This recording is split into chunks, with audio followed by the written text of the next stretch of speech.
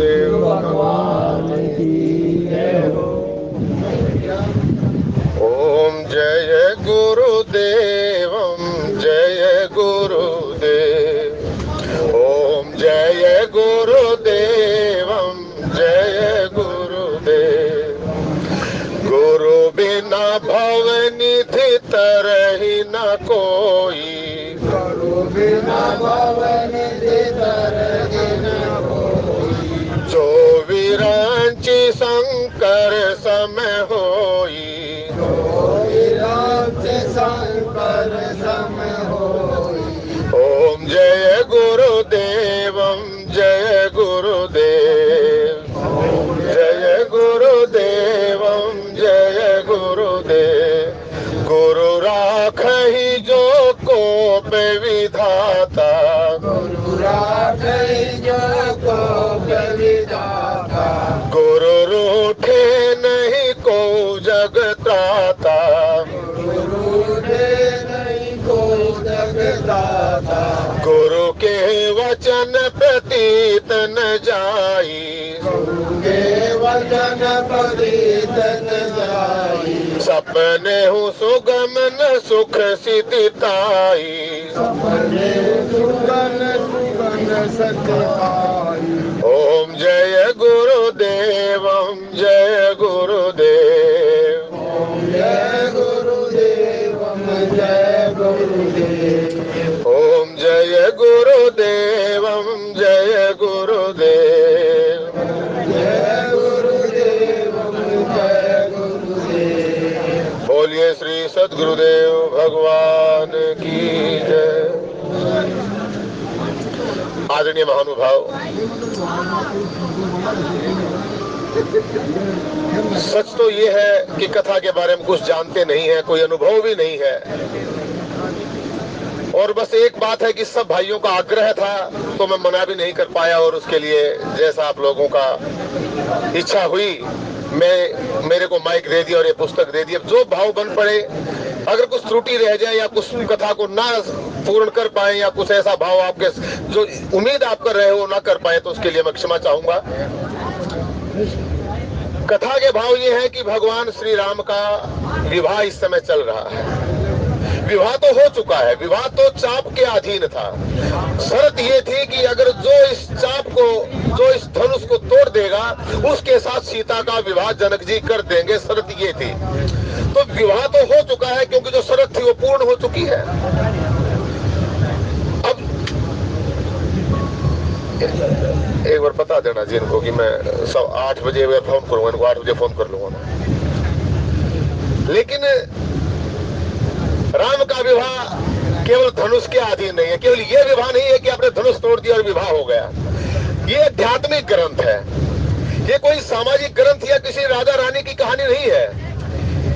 हजारों साल पुराना लिखा हुआ ये ग्रंथ, वाल्मीकि जी महाराज ने इसको संस्कृत में लिखा, गोस्वामी तुलसीदास जी ने इसको हिंदी में लिखा, और आज हम उसी ग्रंथ को आप और हम अपनी भाषा में बता रहे हैं। ना हमारे पास वो अवधि भाषा है जिसको हम गोस्वामी जी की शैली में लिख सके, बता सके, ना हमारे पास वो संस्कृत का ज्ञान है कि हम उसको वाल्मीकि की भाषा में बता सके। आज हम इस कथा को अपने भाव से, अपनी भाषा के अनुसार, जो जिस जहां रहता है, जो जिसकी भाषा है, जैसा स्तर है, उसके अनुसार कोशिश कर रहे हैं। और कमाल की बात इस शास्त्र का देखिए, ये फल भी वैसा ही देती है। जो संस्कृत में वाल्मीकि जी को फल दिया, जो अवधि में तुलसीदास जी को फल दिया, अगर आज हम अपनी निज भाषा में, टूटी फूटी भाषा में, तोतली भाषा में भी अगर इस मानस का पाठ करते हैं तो फल वही मिलता है। इसलिए ये शास्त्र भाषा के अधीन नहीं है, ये इतिहास नहीं है। ये क्या है? ये राम का नाम है। अगर मानस के अनुसार कोई भी व्यक्ति चलेगा, और मानस का सिद्धांत क्या है कि राम के बिना इस संसार में किसी का उद्धार नहीं हुआ। किसके बिना? केवल राम। क्या करें? टिकट लेना चाह रहे? 2 टिकट ले लो आप। श्री राम जय जय राम, श्री राम जय जय राम। तो हमें सबसे पहले ये समझना पड़ेगा कि वो धनुष बाण क्या है जिसको तोड़ने से राम जी का विवाह हो गया। क्या हमारा विवाह सीता जी से नहीं हो सकता? सीता का मतलब क्या? सीता का मतलब है शक्ति। आप समझ लीजिए इस बात को। और विवाह का मतलब है संबंध। विवाह का मतलब होता है किसी से संबंध बन जाना, किसी से संबंध हो जाना। और सीता का मतलब है शक्ति। जो हमारी शक्ति जो हम खोए हुए हैं, जिस शक्ति का हमें आभास नहीं है, हमारी शक्ति हमारे पास होते हुए भी हमें ज्ञान नहीं है कि हमारे पास शक्ति क्या है, उसे हम संबंध पिछो कर चुके हैं। वो दोबारा उससे हमारा संबंध कैसे बने, उस शक्ति को हम कैसे प्राप्त करें, बस यही है राम विवाह साथियों। और ये किसके अधीन है? ये बाण के अधीन है, धनुष के अधीन है। धनुष का मतलब होता है ध्यान। ध्यान ही धनुष है। जब हम शुरुआत में भगवान के नाम का सुमरण करते हैं, राम का नाम सुमरण करते हैं, 2 मिनट राम का नाम सुमरण करता है तो तीसरे मिनट में कोई ना कोई सांसारिक दृश्य हमारे सामने आ जाता है। राम का नाम टिक नहीं पाता है। थोड़ी देर ध्यान में बैठते हैं तो ध्यान की तो बात छोड़िए, संसार के सारे चलचित्र, सारी फिल्म, जीवन में जो आपकी घटना घटी है वो हमारे सामने है, जो हम कभी याद भी नहीं, हम भूल चुके थे। 1 मिनट के लिए भगवान के नाम का सुमरण करने बैठेंगे तो वो हमारे चलचित्र की तरह हमारे सामने आ जाती है। ध्यान तो लगना ही नहीं, ध्यान तो लग ही नहीं पाता। शरीर भले ही घंटे बैठे रहो, लेकिन जिस मन को बैठना है वो तो 1 सेकंड के लिए भी टिक नहीं पाता। तो इस ध्यान को कैसे टिका पाए, इस संसार के ध्यान को कैसे तोड़ पाए, और उस परमात्मा के ध्यान को, उस शक्ति के ध्यान को हम कैसे ले पाए, ये है धनुष बाण। ये धनुष बाण है किसका? ये भगवान शिव का है। शिव का मतलब सदगुरु का है। गोस्वामी जी बिल्कुल शुरुआत में लिखते हैं, भवानी शंकर वंदे श्रद्धा विश्वास रूपेणम या भ्याम बिना न पश्यन्ति सिद्ध स्वांथ स्थविस्वरम, कि बिना उस भवानी शंकर के, ये है कौन? इसी चौपाई में इन्होंने शुरुआत में ही गोस्वामी जी ने बताया, श्री राम जय राम जय जय राम, श्री राम जय राम जय जय राम, श्री राम जय राम जय जय राम, श्री राम जय राम जय जय, वंदे बोधमयम नित्यम गुरुर शंकर रूपेण, गुरुर शंकर रूपेणम। ये गुरु, ये शंकर, ये गुरु का रूपक है भाई। जिनके पास गुरु नहीं है, अगर वो शंकर की भी आराधना करते हैं, भगवान शिव के अनुसार भी चलते हैं, तो जब तक आपको इस संसार में भौतिक गुरु नहीं मिले हैं, तब तक वो भगवान शंकर की जो लीक है उसके अनुसार अगर आप चलोगे तो गुरु की पूर्ति हो जाएगी। और उस श्रद्धा का, उस भगवान शंकर की श्रद्धा का परिणाम ये होगा कि इस समय वर्तमान में जो महापुरुष हैं वो आपको मिल जाएंगे। इसलिए गोस्वामी जी ने सबसे पहले एक मार्ग प्रशस्त किया कि अगर किसी भाई के पास गुरु नहीं है तो वो जल्दी ना करे, घबराए नहीं। आप गुरु को नहीं ढूंढ सकते। जब भगवान शंकर में, भगवान नाम में आपकी श्रद्धा हो जाएगी तो भगवान, वो नाम ही, वो भगवान शंकर ही, वो भगवान राम ही आपको गुरु ढूंढ कर दे देंगे, फिर धोखा भी नहीं होगा। इसलिए ये जो बाण है, ये जो बाणा है, ये जो ध्यान रूपी धनुष है, जब ये संसार का ध्यान टूटकर भगवान का ध्यान आ जाता है तो हमारा जो संबंध है वो शक्ति से हो जाता है। विवाह का संबंध इतना ही है। लेकिन गोस्वामी जी क्या लिखते हैं, भूप सहस्र दस एक ही 12। उस सभा में कौन थे? 10,000 राजा थे भाई। ये 10,000 राजा कौन थे? विचार कीजिए। जिन 10,000 राजाओं के बारे में हम थोड़ी सी आगे ये बोलेंगे कि वो जो है ना सारे अत्याचारी थे, सारे अनैतिक थे, और सब ये चाहते थे कि शक्ति को एक बार हम हासिल कर लें। कम से कम अगर हम एक एक करके शक्ति को नहीं हासिल कर सकते, सब मिलके कर लें, और उसके बाद जैसा भी होगा एक बार तो कम से कम ये हमारी हो जाए। राजा वास्तव में साथियों हम सब राजा हैं, हम सब राजा हैं। भगवान ने हमारे अंदर वो योग्यता दी है। राजा का मतलब जो इस राजमार्ग पर चल पड़ा है। राजमार्ग क्या है? गीता में भगवान श्री कृष्ण कहते हैं, इति गुह्यतम गीतम राज विद्या। ये जो शास्त्र है ये बड़ा राज है। राज का मतलब बड़ा रहस्य है इसके अंदर। राजा का मतलब वो है जो इन रहस्यों को जानता है। लेकिन आज हम अगर भगवान के नाम की तरफ चलते हैं तो एकदम राजा नहीं बनते। 4 कदम चलने से एकदम इन शास्त्रों के रहस्य को हम जान नहीं पाते।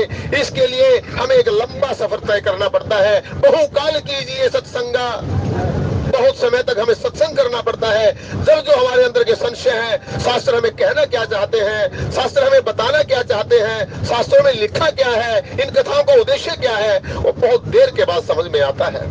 इसलिए गोस्वामी जी ने एक थ्योरी दी, एक सूत्र दिया कि बहुत समय तक भगवान के नाम का सुमरण करो, और जो भगवान के नाम का सुमरण करते करते हमारी आत्मा जो प्रसुप्त है वो जाग जाएगी, तो फिर भगवान आपको अंदर से बताना शुरू कर देंगे। और जब भगवान ही आपको अंदर से बताना शुरू कर देंगे, फिर बाकी क्या रह जाएगा।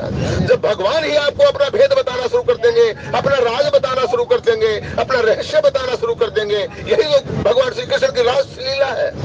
यही तो भगवान श्री कृष्ण की रासलीला है कि अंदर के रहस्य जब आपके हृदय में उतरने शुरू हो जाएंगे, तो गीता आपके अंदर आ जाएगी, ये शास्त्र आपके अंदर आ जाएंगे। फिर इन शास्त्रों का मूल्य रह जाएगा 25 पैसे, और अंदर जो भगवान बता रहे हैं उनका मूल्य रह जाएगा 12 आने। तो इसलिए इन शास्त्रों को समझने के लिए हमारी जो सबसे पहली शर्त है वो ये है कि हमें भगवान के नाम का सुमरन करना चाहिए। और भगवान के नाम का सुमरन करते जब भगवान के नाम में ध्यान लग जाएगा, संसार का ध्यान हट जाएगा, तब हमारा सीता से संबंध हो जाएगा। और जब हमारा सीता से संबंध हो जाएगा तो हमारे जो अंदर के राम हैं, अब देखिए विवाह किसका हुआ, भगवान श्री राम का विवाह हुआ, लेकिन आप देखेंगे कि चारों भाइयों का ही विवाह होगा। ये कोई बाहर का विवाह नहीं है कि भगवान राम का विवाह। भरत का मतलब है भाव। जब हमारा शक्ति से संबंध हो जाएगा तो हमारा भाव भी भगवान शक्ति में बन जाएगा। हमारा जो वैराग्य है, जो हमारा लक्षण है, जो हमारा लक्ष्मण है, लक्ष्मण का मतलब हमारा मन जो हमारे लक्ष्य पर है, हमारा लक्ष्य है परमात्मा, तो उसका भी संबंध शक्ति से हो जाएगा। और जब शक्ति से संबंध हो जाएगा तब क्या होगा, जब हमारे अंदर ये जो बड़े बड़े राक्षस हैं, जो आगे रावण आपको मिलेगा, आपको कुंभकर्ण मिलेंगे, इन रावणों, इन विकार जो हमारे शरीर के विकार हैं, जो बड़े विकार हैं जिनको अभी मार नहीं पाए हैं। अभी तो हमने क्या मारा है, विश्वामित्र के साथ भगवान राम आए थे। विश्वामित्र के साथ भगवान राम आए तो विश्वामित्र ने कहा, गाधी तने मन चिंता व्यापी, हरि बिन मरहि न निश्चर पापी। एक बार विचार आया कि ये जो निश्चर हैं ये मरेंगे कैसे, ये भगवान के बगैर, भगवान की कृपा के बगैर तो मर नहीं सकते। खूब भक्ति की, खूब साधन किए, और ये साधन करते करते एक बार विचार आया कि जितनी बार भी हम अपने सामर्थ्य पे, अपनी बुद्धि के अनुसार, अपने निर्णयों के अनुसार भगवान का भजन करते हैं तो ये बाहर के राक्षस मर नहीं पाते हैं। फिर एक दिन विचार किया, अगर भगवान की कृपा हो जाए, अगर भगवान जागृत हो जाए, भगवान मिल जाए, तो फिर ये राक्षस मर सकते हैं। इसी उद्देश्य से विश्वामित्र ने क्या किया, भगवान दशरथ के पास गए कि हमें राम दे दो। और जब राम को ले गए तो सबसे पहले क्या मारा, ध्यान में बैठे। तो ध्यान में बैठने से हुआ क्या, जो स्वभाव का मतलब जो हमारा स्वभाव हमें परेशान करता था, भगवान के नाम का स्मरण करते थे लेकिन संसार का ध्यान आ जाता था। ये जन्म जन्मों से हमारा जो स्वभाव बन गया था, जो हमारा मोह के प्रति आसक्ति थी, पुत्र परिवार, ये जो हमारा ध्यान आता था ये मिट नहीं पाता था। श्रद्धा पूरी थी, परमात्मा को प्राप्त भी करना चाहते थे, लेकिन जन्म जन्मों से जो संसार का स्वभाव बन गया था, ये स्वभाव नहीं मरता था। जो ताड़का थी, जो हम तर्क करने लगते थे, थोड़ी सी कथा हमें, कोई भी प्रसंग थोड़ा सा टेढ़ा आ जाए, हमारी बुद्धि समझ में न पावे तो तर्क करने लगते थे, ये कैसे हो सकता है। माँ से दिवस भा दिवस करी मर्म न जाने कोई। एक प्रसंग अगर आ गया तो 70 तर्क, किसी के पास जवाब नहीं होगा। अरे 1 महीना सूर्य नहीं निकले, सूर्य अगर नहीं छुपेगा तो रात कैसे होगी, फसल कैसे पकेंगी, 1000 तर्क हमारे सामने खड़े हो जाते थे। क्यों, शास्त्रों के हम जानते नहीं है। ये शास्त्र का मतलब क्या है, इसमें मास का मतलब क्या है, इसमें दिवस का मतलब क्या है, इसमें सूर्य कौन है, जब नहीं जानते थे तो तर्क पे तर्कों की लय लग जाती थी। ये ताड़का हमारे भजन में हमारा विरोध करती थी। तो भगवान राम ने सबसे पहले ताड़का को मारा, सबसे पहले जो हमारा स्वभाव बन गया था उसको मारा। और जब स्वभाव और ताड़का मारी तो फिर क्या था, भगवान के लिए जब इतना हमारे लिए भगवान ने कर दिया कि हमारा जो स्वभाव मर गया, हमारा जो तर्क वितर्क करने की जो प्रवृत्ति बन गई थी वो मर गई। तो अब हमारा जो साधना का मार्ग था वो बहुत दूरी तक प्रशस्त हो गया, शक्ति हमारी जागृत हो गई, शक्ति से हमारा संबंध हो गया। तो उसके बाद बाकी क्या रहा, उसके बाद तो हमें बस बैठना है, भजन करना है। अब आपको कोई बाधा नहीं कर सकता। हाँ, ये जो संसार का ध्यान था, ये चाप जो था, ये धनुष जो था, ये भी टूट गया। और भगवान का जब ध्यान आया, ये हुआ कैसे, टूटा कैसे, ये गुरु की कृपा से टूटा। भगवान राम इसको तोड़ने के लिए नहीं आए थे। उनको पता था जब इस साधना में लगे रहेंगे, सुबह शाम आधा घंटा, 10 मिनट, 5 मिनट, जैसी जिसके पास समय है, चलते फिरते, उठते बैठते, खाते पीते, जब भगवान के नाम का सुमरण करेंगे, भगवान जानते हैं एक दिन यही राम, एक दिन ये साधारण सा नाम एक इतना बड़ा शस्त्र बन जाता है, इतनी बड़ी शक्ति बन जाती है कि हमें विश्वास नहीं होता। क्यों? हमें तुरंत रिजल्ट चाहिए, हमें एकदम शक्ति चाहिए, हमें एकदम शास्त्रों का अध्ययन चाहिए। हम चाहते हैं कि 4 दिन हम भगवान का नाम जपे तो अब सब हमें भगत जी करें, अब हम सब हमारा सम्मान करें, अब हमारे को वो सम्मान मिले जो मंडलेश्वरों को मिलता है। 4 दिन भगवान का नाम का सुमरण नहीं करना चाहते। आज इतनी जल्दबाजी हमारे इन शास्त्रों के प्रति, नाम के प्रति हो गई। और नाम कब देता है पुण्य? नाम समय पाके। अरे फसल भी आज बोओगे बीज तो समय पाके फसल पकती है, समय पाके फसल कटती है। अगर ओलावृष्टि हो जाए तो क्या अगले साल फसल नहीं जमाओगे? अगले साल फसल फिर पैदा नहीं करोगे? ये बड़ा धैर्य का विषय है, ये बड़ा संयम का विषय है। इसलिए भगवान राम का जो ये साधना प्रति जो ग्रंथ है, ये हमारे लिए बड़ा मार्गदर्शक है। और इस मार्गदर्शन में जगह जगह हमें यही बताया गया है। आज की चौपाइयों में अगर देखा जाए तो देखते हैं, शोभा दशरथ भवन कई को कभी बर नहीं पार, जहाँ सकल सुर शीस मणि राम लीन अवतार। दशरथ के महल की शोभा का वर्णन कौन कर सकता है, जहाँ समस्त देवताओं के श्रोमणी रामचंद्र जी ने अवतार लिया है। ये भगवान का अवतार कहाँ होता है? भगवान का अवतार जब भी होगा वो दशरथ के यहाँ होगा।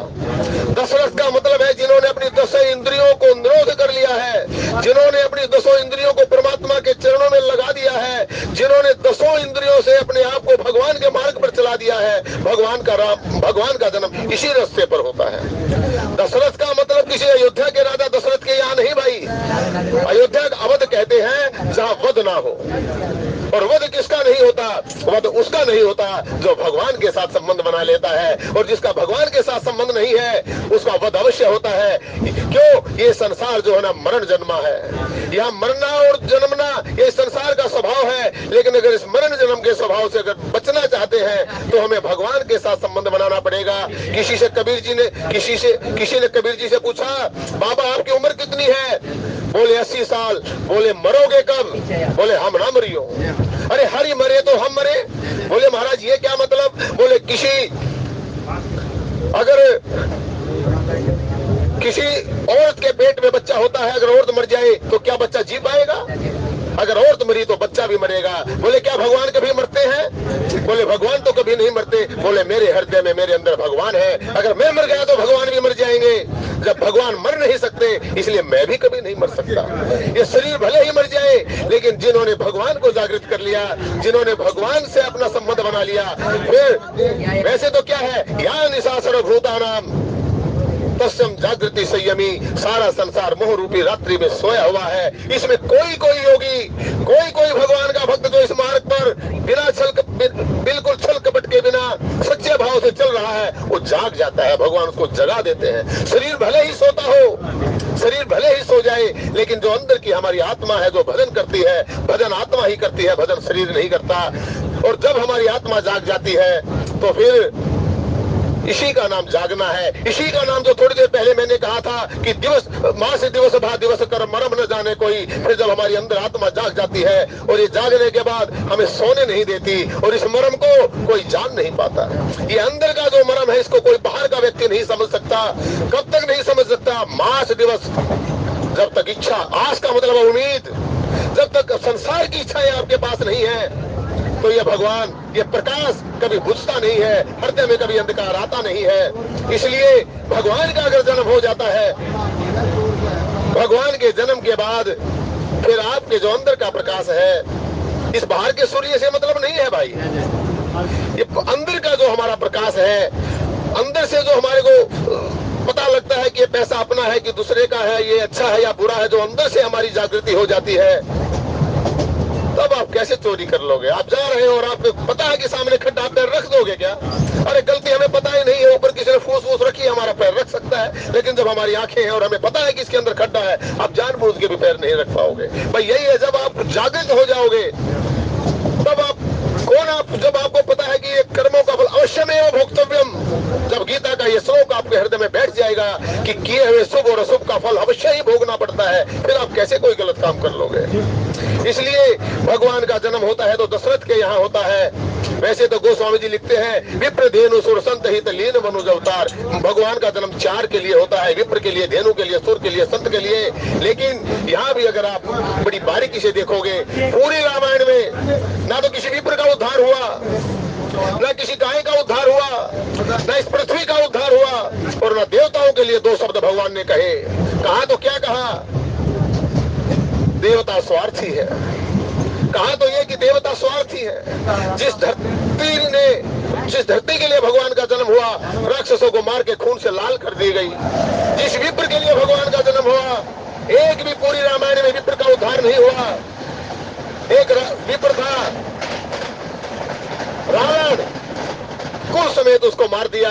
इसलिए शास्त्रों को समझने के लिए भाई शंका नहीं करनी, इनको समझना है कि वास्तव में रामायण कहना क्या चाहती है। यहाँ विप्र कौन है, या धरती कौन है, या देवता कौन है, किसके उद्धार के लिए भगवान जन्म होता है। और जब इन 4 के लिए ही जन्म होता है तो हम पीछे क्यों पड़े हैं, जब हमारे लिए जन्म ही भगवान का नहीं है। गोस्वामी जी लिखे हैं कि विप्र धेनु सुर संत हित लीन मनुज अवतार, फिर हम भगवान के पीछे क्यों पड़े हैं। ये बड़े ही गूढ़ प्रसंग है, बड़े ही राज प्रसंग है, बड़े ही रहस्य प्रसंग है। इसलिए जो 10,000 जो राजा थे वो थे तो इसी मार्ग के पथिक, लेकिन बस कुछ ही दूरी तय करके आए थे और ध्यान उस शिव का लगाना चाहते थे। इस संसार का ध्यान एकदम छोड़ना चाहते थे। इन प्रसंगों के माध्यम से भगवान ने बताया कि ये ध्यान इतनी आसानी से छूटता नहीं है। इस ध्यान को छोड़ने के लिए आपको बहुत ऊंची हाई लेवल की गुरु के चरणों में आदेश का पालन करना पड़ता है, गुरु के बताए हुए रास्ते पर चलना पड़ता है, गुरु के साथ रह के साधना करनी पड़ती है।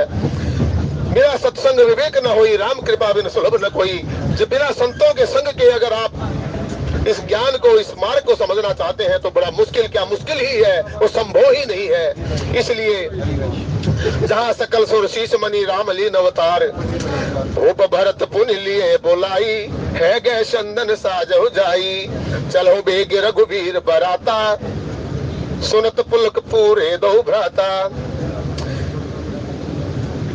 प्रसंग ये है, हालांकि मैं प्रसंग को बहुत ज्यादा जानता नहीं हूँ कि इस समय क्या प्रसंग है, लेकिन फिर भी प्रसंग ये है कि साईं जनक जी महाराज ने अपने दूत राजा के यहाँ, राजा दशरथ जी के यहाँ भेजे हैं कि जो विवाह की चिट्ठी है, विवाह की जो पत्रिका है, वो राजा दशरथ जी को आप बताए आओ, उनको बताओ कि भगवान राम के विवाह का आयोजन किया जा रहा है। विवाह तो जो शर्त थी वो संपन्न हो चुका है, लेकिन उसके बाद इस विवाह को कैसे जो होना पूर्ण करना है, कैसे सब देवताओं की इसमें बारात आनी है, सब अवध जनों की इसमें बारात आनी है, और कौन कौन इस बारात में आएंगे वो सब आप प्रसंग सुनोगे। कि भगवान शिव की बारात में आपने देखा कि कौन कौन आए। भगवान शिव की बारात में जो आते हैं साथियों, वो आप विचार करना, उसमें बताते हैं कि भूत भी आए, प्रेत भी आए, देव भी आए, इंसान भी आए। तो वास्तव में शंकर का मतलब, शिव का मतलब सदगुरु होता है, और सदगुरु की शरण में कोई भी जा सकता है। सदगुरु की शरण में जाने का अधिकार सबको है। गीता कहती है अभी चेतस दुराचारो भस्से माम अन्य भाव साधु रेव समंतव्य सम्यक व्यवस्थितो ही से, कि दुराचारी से दुराचारी व्यक्ति भी मेरी शरण में आ सकता है, और जो मेरी शरण में आ जाता है वो साधु मानने योग्य है। अभी साधु हुआ नहीं है, लेकिन उसके होने में कोई संशय भी नहीं है। क्यों? क्योंकि वो यथार्थ की तरफ चल रहा है, वो इन परंपराओं की तरफ नहीं चल रहा, वो इन रूढ़ियों को धर्म मान के नहीं चल रहा, वो आपने कहा उसको मान के नहीं चल रहा, हमने कुछ कहा तो उसको नहीं मान के चल रहा। वो जो सदगुरु ने कहा, जो भगवान शिव के जो वाणी थी उनका जो अनुसरण करके चल रहा है, वो वास्तव में साधु हो जाएगा। हमारे साथ विसंगति यही है, हमारे साथ दुविधा यही है कि हम शास्त्रों की बात न मान के अपने मन माने ढंग से आचरण कर रहे हैं, और उसी से ये धर्म अब खिचड़ी बन गया है। धर्म को हम जानते नहीं है। जो आपने कहा वो भी सही, इन्होंने कहा वो भी सही, तो इन शास्त्रों का फिर प्रयोजन ही क्या है? जब आपका और हमारा कहना ही सही है तो जो हम जानते हैं वो तो सब बातें सब जानते हैं। कौन सी बात ऐसी है संसार में जो नहीं जानता? आज किसी भी भाई को बोल दो 10 बातें उपदेश की और उसकी सब बातें जानते हैं, लेकिन इन शास्त्रों का उद्देश्य कुछ और है। जैसे मैथमेटिक्स में 2 और 2 4 तो सब जान ही लेते हैं, चाहे पढ़ा हो चाहे अनपढ़ हो, लेकिन सूत्र क्या है वो कोई कोई वही जानता है जिसने मैथ की पढ़ाई की है, जो किसी गुरु से, किसी टीचर से पढ़ा है, उन नियमों को, उन बारीकियों से समझा है। इसी प्रकार ये शास्त्र है। ज्ञान की बातें तो सभी जानते हैं, लेकिन परमात्मा तक की दूरी ये शास्त्र ही बताते हैं। इसलिए गीता में इन छोटी छोटी बारीक बातों का और और उसी का अर्थ ये रामायण हिंदी में लिखा है कि दुराचारी से दुराचारी व्यक्ति भी मेरी शरण में आता है तो साधु ही बन जाता है। इसलिए सदगुरु की शरण में कोई भी जा सकता है, चाहे वो अपने आप को किसी भी जाति, किसी भी धर्म, किसी भी रंग और देश क्षेत्र का मानने वाला हो, लेकिन भगवान राम के विवाह में वही जाएगा जो भगवान राम का भक्त है, जिसका भगवान राम से संबंध है, जिसका अयोध्या से संबंध है, जिसने जान लिया है कि यह संसार जन्म मरना है और इस जन्म मरण के चक्कर से निकलने के लिए भगवान के नाम का सुमरण करना ही पड़ेगा। जिनका ऐसा भाव है वो भगवान की बारात में, भगवान राम की बारात में आपको जरूर मिलेंगे। यहाँ आपको राक्षस नहीं मिलेंगे, यहाँ किसी प्रकार का विघ्न आपको नहीं मिलेगा। इसीलिए उस दूतों पत्रिका के लिए भगवान महाराजा दशरथ जी के पास जाते हैं और दशरथ जी भी बड़े प्रेम से वो पत्रिका लेते हैं। लेकिन गोस्वामी जी बता रहे हैं कि भगवान के राम का जो अवतार है, राम का जो जन्म हो दशरथ के यही होता है। वास्तव में जिन्होंने अपनी इंद्रियों पर कंट्रोल कर लिया है, जो अपनी इंद्रियों को संयमित कर लिया है, जिन्होंने साधना के द्वारा, ध्यान के द्वारा, नाम के द्वारा इस परमात्मा के मार्ग पर निकल गए हैं, भगवान का जन्म वही होता है। भगवान किसी काल, किसी क्षेत्र के वशीभूत नहीं है कि भगवान का जन्म अवध में होगा या भगवान का जन्म सतयुग या त्रेता में होगा। भगवान का जन्म कहीं भी हो सकता है, भगवान को कहीं आना नहीं है। भगवान सब भूत प्राणियों के हृदय में स्थित है। ईश्वर सर्वभूता नाम हृदय से अर्जुन तिष्ठति। हे अर्जुन, सब भूत प्राणियों के हृदय में भगवान है। और जब सब भूत प्राणियों के हृदय में भगवान है लेकिन वो प्रसुप्त है, या निशा सर्वभूता नाम, सब सोए हुए हैं, तत्सम जागृति संयमी, लेकिन नाम के द्वारा जब वो जग जाता है तो इसी को भगवान के नाम का इसी को भगवान का जन्म माना जाता है। भगवान का जन्म कोई ऐसा नहीं है कि बाहर होगा तो हम देख लेंगे। गोस्वामी जी लिखते हैं, गीता में भगवान श्री कृष्ण कहते हैं, जन्म कर्म च मे दिव्यम, मेरा जन्म और कर्म बड़ा दिव्य है। इन चमड़े की आंखों से उनको देखा नहीं जा सकता। उनको देखने के लिए उस सदगुरु के द्वारा दिए गए वो नेत्र चाहिए, जिन नेत्रों का जिक्र भगवान गोस्वामी तुलसीदास जी रामायण के बिल्कुल शुरुआत में लिखते हैं कि अगर उस भगवान की कथाओं को, इन प्रसंगों को अगर उनको समझना चाहते हो तो जो सदगुरु के द्वारा जो नेत्र दिए गए हैं, जो दृष्टि दी गई है, उन दृष्टियों के द्वारा, उस दृष्टि के द्वारा ही आप समझ पाओगे। और जो मणि और जो माणिक इसके अंदर छुपे हुए हैं वो तभी देख पाओगे जब सदगुरु की कृपा होगी। सदगुरु के द्वारा दिए गए उस ज्ञान के नेत्र आपके खुल जाएंगे तो फिर इसके अंदर क्या है, क्या बताना मानस चाहती है, फिर वो किसी की आपको जरूरत और इसमें संदेह नहीं रहेगा, कोई तर्क विचार आपको भी नहीं रहेगा। तो इसलिए सदगुरु के चरणों में अनुराग, किसी दशरथ जिन्होंने अपनी इंद्रियों पर निरोध कर लिया है, किसी ऐसे महापुरुष के साथ आपका सानिध्य है तो भगवान राम को आप देख सकते हो, वरना तो बड़ा कठिन है। आप उसके अनुयायी तो, उसके अधिकारी तो हो, लेकिन उस अधिकारी के लिए आपको जो शर्त भगवान राम के जन्म के देखने की है वो अभी हमारे में नहीं है। भरत सकल सहानी बोलाए, आयुष दीन मुदित उठिधाए, रचि रुचि जीन तुरग तिन तस साजे, बरन बरन बर बाज विराजे। गोस्वामी जी लिखते हैं कि भरत जी ने सब बुढ़साल के अध्यक्ष बुलाए और उन्हें घोड़ों को सजाने की आज्ञा दी। वे प्रसन्न होकर उठ दौड़े। उन्होंने रुचि के साथ यथा योग्य जीने कसकर घोड़े सजाए। रंग रंग के उत्तम घोड़े शोभित हो गए। घोड़ों को सजाने की इसमें बात आ रही है। घोड़े मन का प्रतीक है। जो सुंदर मन के जो लोग हैं, जिनका मन बड़ा सुंदर है, घोड़े का मतलब मन। मानस में, शास्त्रों में अगर कहीं भी घोड़ा शब्द है तो उसका अर्थ मन है। और जब ये बताया जाता है कि भरत जी ने, जो इनके जानने वाले थे कि किन का मन सुंदर है, कौन सा घोड़ा बढ़िया है, उनको सजा के आगे कर लो, तो इसका अर्थ यही है जिनका मन परमात्मा के चरणों में विलक्षण है, जिनकी भक्ति भगवान के चरणों में विलक्षण है। भरत जी ने कहा इन सबको पहले हमारे से आगे कर लो। हम उन घोड़ों पर जाना चाहते हैं, उस मन पर सवार होकर जाना चाहते हैं जो मन शुद्ध है, जो मन विशुद्ध है। जिस मन में थोड़ी सी भी कालीमा हो उसको पीछे कर दो, वो भगवान राम के विवाह के जाने योग्य नहीं है। इसलिए सुभग सकल सुट चंचल करनी, अब इव जरत तरत पग धरनी, नाना जाति न जाई बखाने, निदरि पवन जन चहत उड़ाने। सब घोड़े बड़े ही सुंदर और चाल के हैं। वे धरती पर ऐसे पैर रखते हैं जैसे जलते हुए लोहे पर रखते हो। जलता हुआ लोहा, ये संसार ही एक अग्नि है। जब ये सुंदर घोड़े चलते हैं तो इन्होंने संसार की इस ज्वाला को पार करना पड़ता है। इस संसार के तापों से इनको निकलना पड़ता है, तपना पड़ता है। इस मार्ग में कोई आरक्षण नहीं है। इस मार्ग में किसी के लिए कोई कोई भी कोताही नहीं है। इस मार्ग पर चलने का रास्ता एक ही है। इस मार्ग के दो रास्ते नहीं है, एक प्रवृत्ति मार्ग है और एक निवृत्ति मार्ग है। प्रवृत्ति मार्ग है वो जो संसार की तरफ जाता है, और निवृत्ति मार्ग वो है जो परमात्मा की तरफ जाता है। और ये एक निवृत्ति मार्ग ही है जो परमात्मा की तरफ आपको लेके जाएगा। और निवृत्ति मार्ग पर चलने के लिए ये जो संसार के त्रय ताप है, इन तापों की ज्वाला में हर साधक को जलना पड़ता है। चाहे भगवान राम ने इस धराधाम पर आए हो, चाहे भरत जी को राज्य भी दे दिया गया हो, तो भी नंदी ग्राम में भूखे प्यासे वो बैठे ही रहे हैं। ये तपना ही पड़ता है। इसलिए गोस्वामी जी लिखते हैं कि भगवान राम के विवाह को अगर आपने देखना है तो ये जो ताप है, ये जो ज्वाला है, लोहे की जो ताप है, इनको पार करना ही पड़ता है। इन सब सफल भय असुवारा, भरत सरिस क्या राजकुमारा, सब सुंदर सब भूषण धारी, कर सर चाप तून कटि भारी। उन सब घोड़ों पर भरत जी के समान आस्था वाले सब छैल छबीले राजकुमार सवार हुए। वे सभी सुंदर हैं और सब आभूषण धारण किए हुए हैं। वास्तव में छैल छबीला कौन है भाई?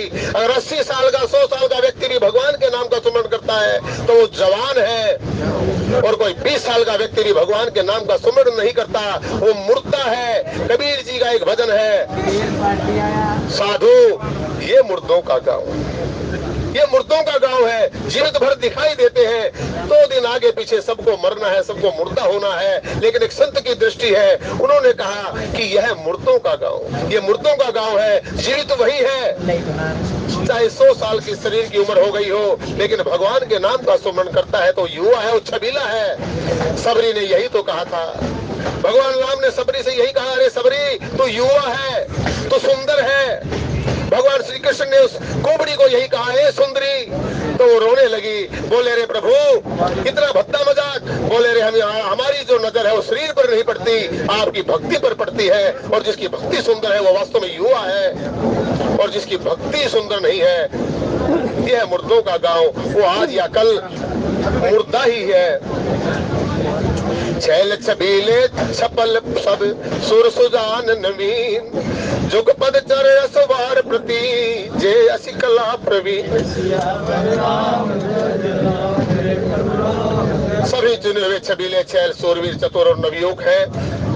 प्रत्येक सवार के साथ 2 पैदल सिपाही है जो तलवार चलने की कला में बड़े निपुण हैं। ये तलवार क्या है, ये 2 सिपाही कौन है जो हर घुड़सवार के साथ है, ये आने वाले वक्ताओं से आप समझ पाएंगे। और इस कथा के मार्मिक ये जो प्रसंग है, ये भगवान राम का बड़ा ही मार्मिक और बड़ा गूढ़ प्रसंग है। आज की वाणी को विराम त्रुटि के लिए क्षमा। बोलिए श्री सद्गुरुदेव भगवान की जय। आदि बंधु, अभी आपने रामनाथ जी की सुंदर चौपाई की आवाज सुनी, तो आई आदि बाल कृष्ण भारद्वाज से प्रार्थना।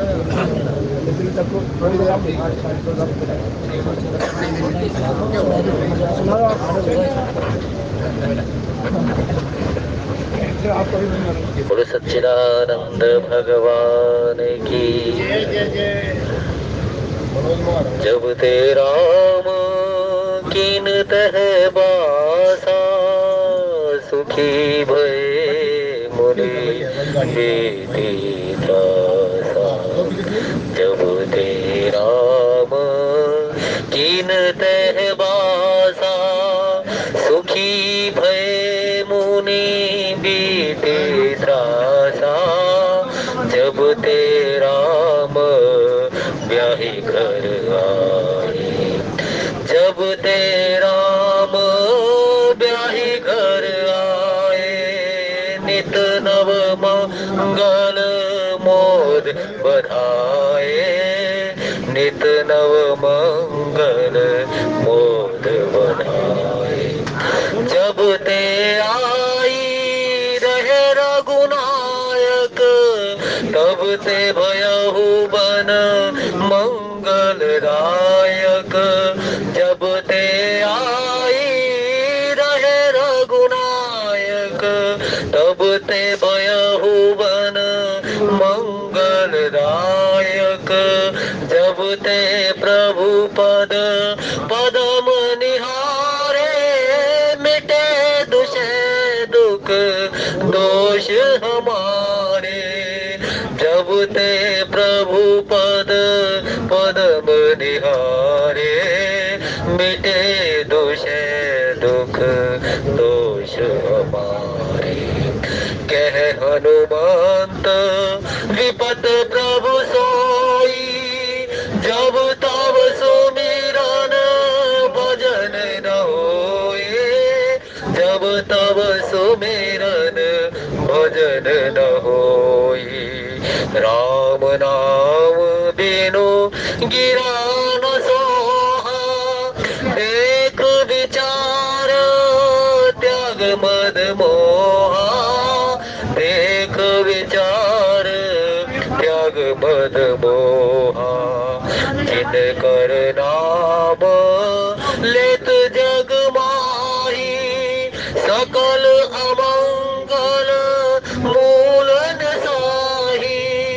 जासु नाम बन शंकर काशी जासु नाम बल शंकर काशी बेत सभाई सम गति अविनाशी जाकर नाम मरत मुख आवा जाकर नाम मरत मुख आवा अधमहु मुक्त होई श्रुति गावा श्री राम जय राम जय जय राम श्री राम जय राम जय जय राम श्री राम जय राम जय जय राम श्री राम जय राम जय जय राम दैहिक दैविक भौतिक तापा राम राज काहू ही न व्यापा राजा राम जानकी रानी राजा राम जानकी रानी आनंद अवध अवध राजधानी आनंद अवध अवध राजधानी जो आनंद सिंधु सुख राशि सी करते लोक सुपाशी श्री राम जय राम जय जय राम श्री राम जय राम जय जय राम श्री राम जय राम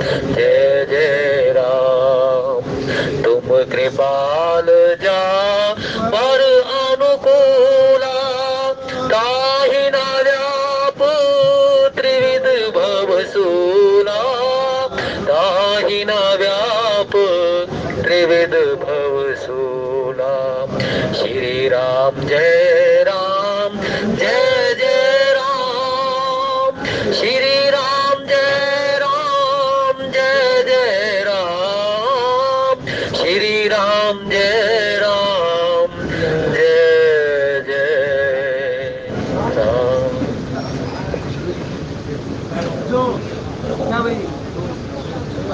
फोन दे